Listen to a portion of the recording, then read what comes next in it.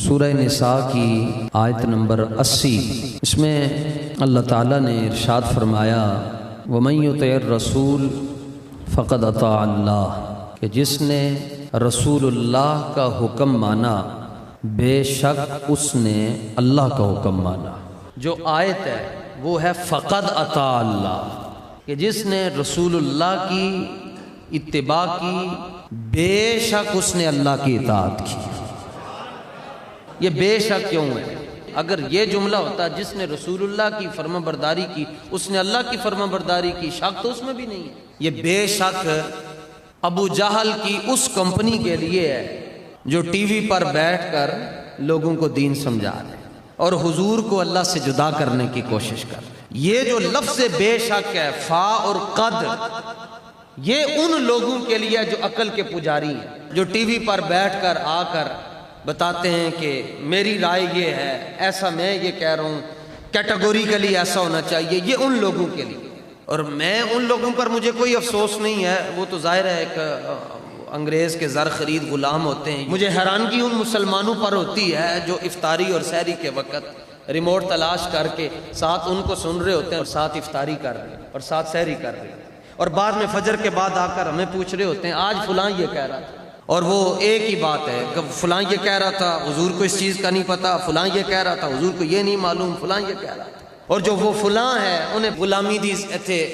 علامت لٹک رہی سی، لاتے ہوتے لات رکھ کے بیٹھ کے تھے، وہ دس رہا سی کہ بھائی دین کیا ہے۔ جو خود ساحل پر کھڑے ہوں انہیں کیا پتا سمندر کی گہرائی میں کیا ہوتا ہے،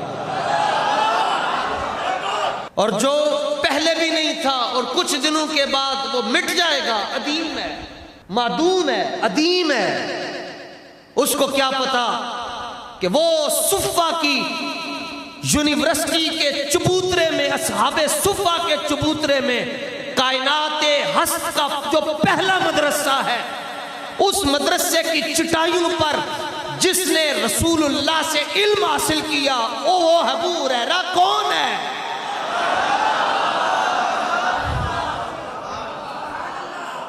یہ اس کے لیے اللہ فقط کہہ رہا ہے کہ یہ چونکہ جدا کرنے کی کوشش کر رہے ہیں، اللہ فرماتا ہے نہیں نہیں نہیں، تم عقل کے پجاری ہو، اس لیے میں تمہیں یہ کہہ رہا ہوں۔ یاد رکھنا کہ جس نے میرے حبیب کا کہنا مانا اس نے میرا ہی کہنا مانا ہے۔ جو میرے حبیب کے در پر چلا گیا وہ میرے در پر آ گیا، جو میرے حبیب کا غلام بن گیا وہ میرا بندہ بن گیا۔ لوگ کہتے ہیں جناب ایتھے تے نہیں رہندے ہو تے تسی انہاں دے خلاف کیوں بول دے ہو؟ کوئی کہتا ہے جناب جیلوی صاحب مستر میں تو نہیں رہتے، آپ ان کے خلاف کیوں بول رہے ہیں؟ مرزائی یہاں نہیں رہتے، آپ ان کے خلاف کیوں بول رہے ہیں؟ فلانا صدیق اکبر جناب عمر دا گستاخ تے نہیں رہندا، تسی انہاں دے خلاف کیوں بول رہے ہو؟ میں کہا چلیا تو کیویں کہندے ایتھے نہیں رہندا؟ تیرے موبائل کے اندر ہے، تمہارے واٹس ایپ گروپ کے اندر ناموس رسالت کا غدار بیٹھا ہوا ہے، تو ہم اس لیے کلپتے ہیں کہ تمہارا ایمان محفوظ ہو جائے۔ جڑے آج ہیں لات دے ہوتے لات رکھ کے بیٹھ کے تے بکواساں کر دیں ٹی وی دے ہوتے، اگر یہ مصطفیٰ جان رحمت کے دور میں ہوتے اور بخاری کے صفحہ نمبر 448 کی روایت کے مطابق جب صدیق اکبر حضور کا تھوک مبارک اپنے چہرے پر مل رہے ہوتے، یہ کہاں کھڑے ہوتے؟ انہوں نے تو جناب ابو بکر کو بھی کہنا تھا یہ مشرک ہے، یہ بدعتی ہے۔ اگر یہ رسول پاک کے دور میں ہوتے اور حضرت عمر حضور کا تھوک مبارک اپنے ماتھے پر مل رہے ہوتے، انہوں نے کہنا ہوتا عمر بھی غلط ہے، کیونکہ عقل یہ کہتی ہے کہ تھوک ہے۔ اگر یہ جناب رسول پاک کے زمانے میں ہوتے یہ حضرت عثمان غنی پر کفر کے فتوے لگاتے۔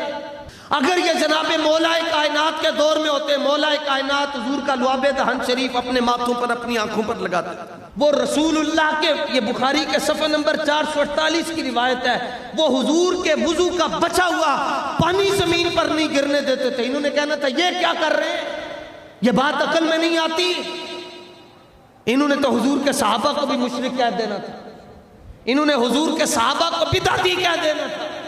تو مبارک ہو تمہیں اگر آپ صدیوں کے بعد رسول پاک کا نام نامی اس میں گرامی آنے کے بعد وجد میں آ جاتے ہیں، تو جنہوں نے مصطفیٰ کو دیکھا ہوگا ان کی اپنی حالت کیا ہوگی؟ میں آپ کو یہ مشورہ دیتا ہوں کہ بندے دے پتر بن جاؤ، اپنا ایمان بچاؤ۔ بھائی سحری تے افطاری دے ٹائم ٹی وی دا کی کام ہویا؟ خدا دے بندیو قرآن پڑھو، جے تانوں ترجمے دے نال نہیں پڑھنا آندا تسی خالی عربی پڑھو۔ ابھی میں مسجد میں داخل ہوا تو والضحیٰ کی آواز آ رہی تھی، اور اللہ دی قسم خالی والضحیٰ پڑھتے رہو، اور ایک دن تے والضحیٰ والا چہرہ بھی تواڈے سامنے آ جائے۔ آپ قرآن کا علم نشرح لک صدرک پڑھتے رہیں، ایک دن تو وہ علم نشرح لک صدرک والا سینہ آپ کے سامنے آ جائے۔ آپ خالی واللیل پڑھتے رہیں، ایک دن واللیل والی زلفیں آپ کے سامنے آ جائیں۔